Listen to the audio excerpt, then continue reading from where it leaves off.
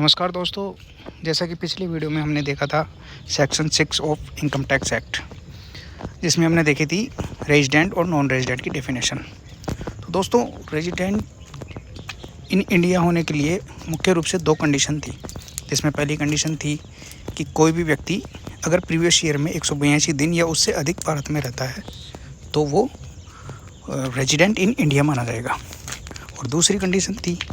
कि previous year में अगर कोई भी व्यक्ति 60 दिन या उससे अधिक,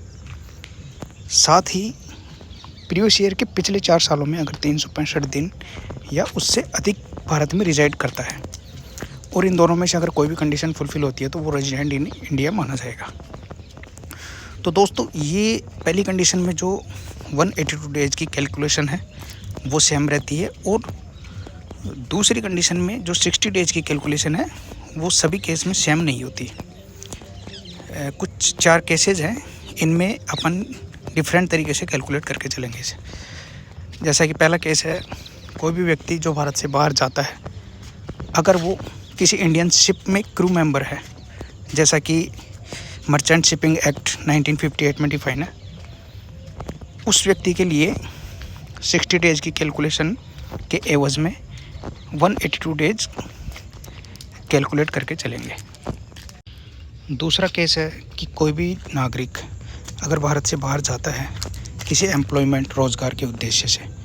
तो उसके लिए कैलकुलेशन में 60 डेज़ को हम 182 डेज़ काउंट करके चलेंगे। तीसरा केस है, कोई भी व्यक्ति या भारतीय मूल का व्यक्ति अगर भारत में विजिट के लिए आता है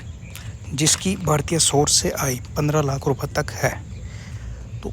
इस केस में 60 डेज की कैलकुलेशन हम 182 डेज काउंट करके चलेंगे। और चौथा केस है, अगर कोई भी भारतीय नागरिक या भारतीय मूल का व्यक्ति भारत में विजिट के लिए आता है जिसकी भारतीय सोर्स से आय